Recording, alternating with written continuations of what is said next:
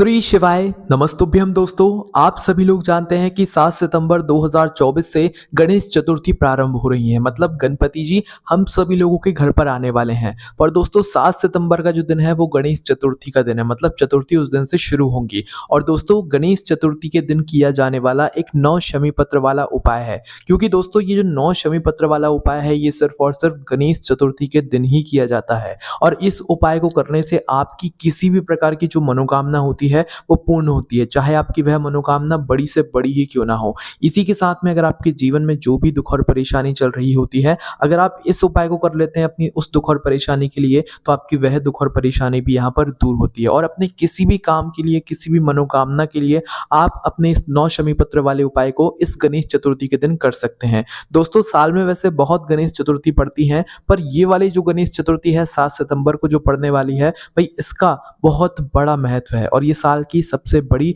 चतुर्थियों में से एक चतुर्थी है, ठीक है। इसलिए आप लोगों को इस गणेश चतुर्थी के दिन को बिल्कुल नहीं छोड़ना है। मतलब 7 सितंबर के दिन को बिल्कुल नहीं छोड़ना है। और इस दिन 9 शमी पत्र वाला उपाय भी जरूर करना है अपनी मनोकामना के लिए, भगवान शिव जी को प्रसन्न करने के लिए। तो आइए दोस्तों जानते हैं कि इस 9 शमी पत्र वाले उपाय को आप लोगों को इस गणेश चतुर्थी के दिन कैसे करना है, किसको करना है, किस समय करना है और कहां पर करना है। क्योंकि दोस्तों ये एक ऐसा उपाय है जो कि साल की सबसे बड़ी चतुर्थी के दिन अगर आप लोग कर रहे हो, इस गणेश चतुर्थी के दिन आपको कर रहे हो, तो भैया आपकी ऐसी भी मनोकामना पूर्ण होगी जिसके लिए आपने सारे व्रत करके देख लिए हो, सारे उपाय करके देख लिए हो, पर ये वाला उपाय इस दिन अगर आप करते हो तो निश्चित सी बात है आपकी मनोकामना जरूर पूर्ण होगी, ठीक है। तो सबसे पहले हम जानते हैं कि इस उपाय को आप लोगों को में से किसको करना है, घर परिवार में से किसको करना है। तो देखो वैसे ये जो उपाय है ये अपनी मनोकामना पूर्ति के लिए है। तो वैसे अगर आप अपनी खुद की कोई मनोकामना के लिए इस 9 शमी पत्र वाले उपाय को गणेश चतुर्थी के दिन कर रहे हो, तो आप लोगों को खुद से ये उपाय करना है, ठीक है। और अगर घर का कोई एक बड़ा सदस्य, मुख्य सदस्य अपने पूरे घर परिवार की सुख और शांति के लिए ये वाला उपाय करना चाहता है कि उसके घर के सभी सदस्य खुशी रहें, सुखी रहें, तो भाई उस जगह पर घर का जो एक बड़ा सदस्य होगा, विशेष रूप से घर की बड़ी माताओं बहनों में से कोई भी एक माता बहन जो है इस 9 शमी पत्र वाले उपाय को गणेश चतुर्थी के दिन कर सकती है। बाकी किसी की भी अगर कोई खुद की मनोकामना है तो वो अपने लिए अलग से इस 9 शमी पत्र वाले उपाय को कर सकता है। और पूरे घर परिवार की सुख और शांति के लिए करना है तो घर का एक बड़ा मुख्य सदस्य, माताओं बहनों में से कोई भी एक माता बहन इस 9 शमी पत्र वाले उपाय को गणेश चतुर्थी के दिन कर सकती है, ठीक है। इसके बाद में दोस्तों इस उपाय को आपको किस समय करना है, सुबह करना है कि शाम के समय करना है। तो देखो इस 9 शमी पत्र वाले उपाय को आप लोगों को आप लोग सुबह भी कर सकते हो और शाम के समय प्रदोष काल में भी कर सकते हो, आपको जब समय मिल जाए, ठीक है। पर करना एक ही समय है, दोनों समय नहीं करना है। किसी कारणवश अगर आप सुबह ना कर पाओ तो फिर आप शाम के समय प्रदोष काल में भी कर सकते हो, शाम के 6 बजे से लेकर 7:30 या रात 8 बजे के बीच में कभी भी, ठीक है। और सुबह जितना जल्दी हो सकता है उतना जल्दी उपाय को करने की कोशिश करना, आपको उपाय का फल जरूर मिलेगा, ठीक है। उसके बाद में उपाय हमें करना कहां पर है, तो देखो ये 9 शमी पत्र वाला जो उपाय है ये आपको भगवान शिव जी के मंदिर में जाकर करना है। आपके घर के मंदिर, आपके घर के आसपास जो भी शिव जी का मंदिर हो, शिवालय हो, जहां पर शिवलिंग विराजित हो, वहां पर जाकर आप लोगों को ये वाला उपाय करना है, ठीक है। दोस्तों गणेश चतुर्थी का जो दिन होता है वो गणेश जी का होता है। किसका होता है? भगवान शिव जी के पुत्र का होता है, ठीक है। इसलिए इस दिन की महत्वता बहुत ज्यादा बड़ी होती है। और जब साल की सबसे बड़ी चतुर्थी हो तो इससे बड़ी और अच्छी बात क्या हो सकती है, ठीक है। तो दोस्तों इसके बाद में अब जो सबसे जरूरी चीज आती है कि इस 9 शमी पत्र वाले उपाय में हमें सामग्री क्या क्या लगेगी और हमें उपाय को करने की विधि क्या है वो भी हम अब लोग जानते हैं, ठीक है। तो सबसे पहली चीज दोस्तों उपाय की सामग्री। उपाय की सामग्री में सबसे जरूरी जो चीज है वो आपको उपाय के नाम में ही समझ आ गई है, 9 शमी पत्र वाला उपाय, मतलब कि 9 शमी पत्र, है ना। अब शमी पत्र तो आप सभी लोगों ने देखे हैं, शिवलिंग पर चढ़ते हैं और शिव जी को पसंद भी है। शमी पत्र क्या होते हैं भाई? शमी पत्र में छोटी छोटी सी पत्तियां होती हैं जो कि हम भगवान शिव जी पर चढ़ाते हैं, ठीक है। शमी पत्र अगर आपको नहीं पता है तो आप इंटरनेट पर सर्च करके देखिएगा या अपने ही घर में किसी से पूछिएगा या किसी से पूछकर जो है शमी पत्र तोड़कर लेकर आइएगा, क्योंकि ये ज्यादातर आपको बिकती हुई नजर नहीं आती हैं। शमी के पेड़ से शमी की पत्तियां आप लोग जो है यहाँ पर तोड़कर ला सकते हो, ठीक है। तो यहाँ पर आप लोगों को कुल मिलाकर 9 शमी पत्र की आवश्यकता पड़ने वाली है। कितने? 9 शमी पत्र, 9, है ना।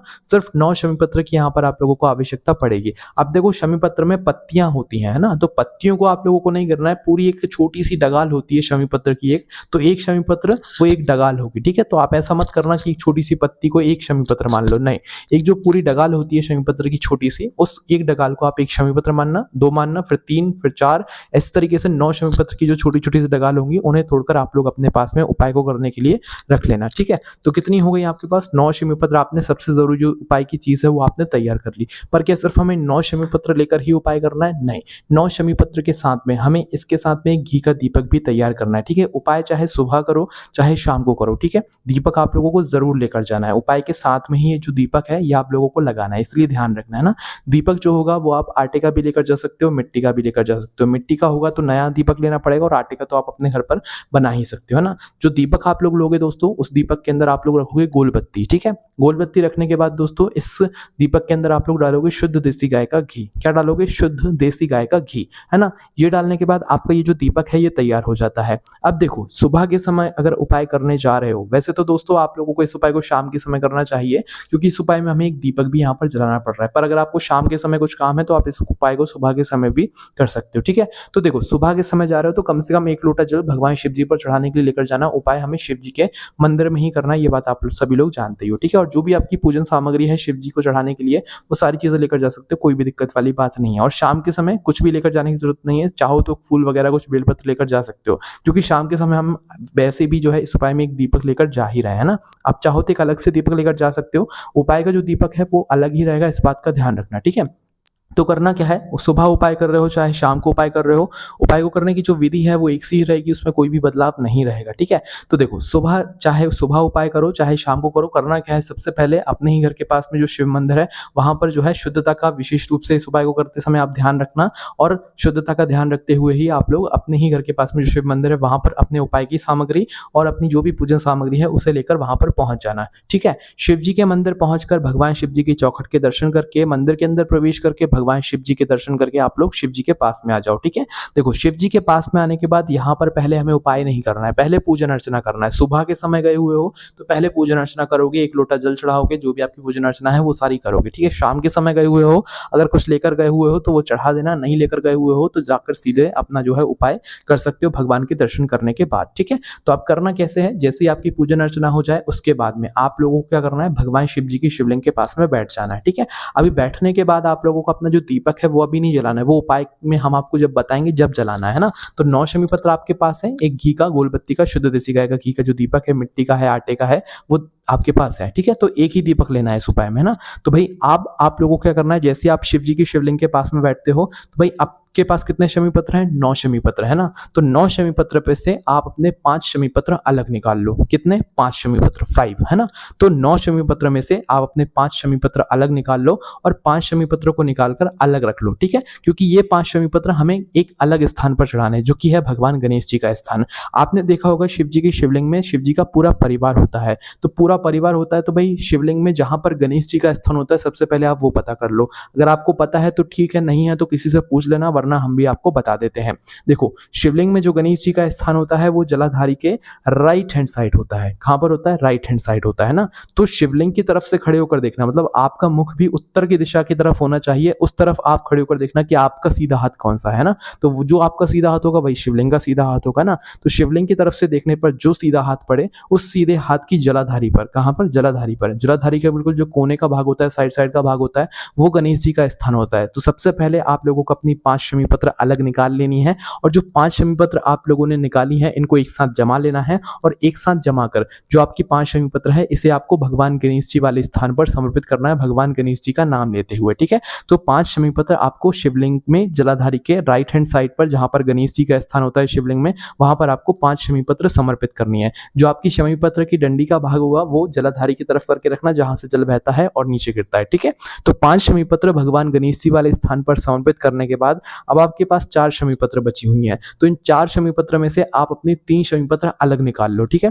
3 शमी पत्र अलग निकाल लो, और बाकी एक शमी पत्र और एक दीपक जो है वो आपका अलग रख दो अभी, है ना। तो 3 शमी पत्र जैसे आप लोग अलग निकाल लेते हो, तो उन 3 शमी पत्र को निकालकर आपको क्या करना है, इन्हें भगवान शिव जी की शिवलिंग के ऊपर चढ़ाना है। कहां पर चढ़ाना है? शिवलिंग के ऊपर चढ़ाना है। अभी आपने कहां पर चढ़ाए थे 5 शमी पत्र? भगवान गणेश जी वाले स्थान पर। अब जो 3 शमी पत्र आपने अलग से निकाले हैं ये आप चढ़ाओगे भगवान शिव जी की शिवलिंग के ऊपर, ठीक है। जब शिवलिंग के ऊपर चढ़ाओगे तो भी डंडी का जो भाग है वो जलाधारी की तरफ होगा या तो आपकी तरफ होगा, है ना। तो 3 शमी पत्र अलग से निकालकर इन्हें आपको भगवान शिव जी की शिवलिंग के जो है ऊपर यहाँ पर आपको समर्पित कर देना है। जैसे ही आप लोग अपनी ये 3 शमी पत्र शिवलिंग के ऊपर समर्पित करते हो, उसके बाद में अब आपके पास बचा है 1 शमी पत्र और अपना एक घी का दीपक, जिसको उठाना है आप लोगों को। 1 शमी पत्र और अपने एक दीपक को उठाना है और शिवलिंग के पास से उठ जाना है, और उठने के बाद शिव जी की चौखट के पास में आ जाना है। मंदिर से बाहर नहीं निकलना है, मंदिर के अंदर ही खड़े रहना है ना। मतलब जो भगवान शिव जी की चौखट हो, उस चौखट के बिल्कुल आखिरी में आकर खड़े हो जाना है। बस मंदिर के प्रांगण से, शिव जी के मंदिर से बाहर नहीं निकलना है ना? तो वहाँ पर जैसे ही अगर खड़े हो जाओ तो अपना लेफ्ट हैंड देखना, कौन-सा?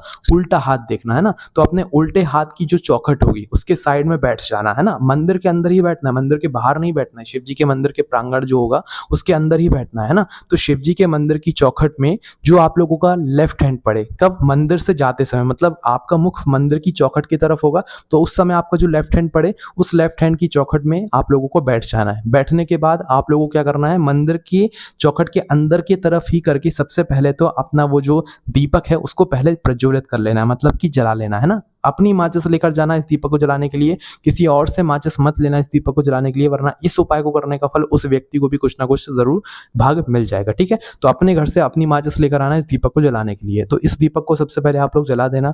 दीपक आपका जैसे ही जल जाता है, दीपक जलाने के बाद दोस्तों सबसे पहले तो आपके पास जो अपना एक शमी पत्र बचा हुआ है, उस एक शमी पत्र को आप लोगों को क्या करना है, उसी भगवान शिव जी के मंदिर की चौखट के लेफ्ट हैंड साइड में जहां पर हमने आपको बैठने के लिए कहा है, वहीं पर बैठकर इसको सबसे पहले समर्पित कर देना है, ठीक है।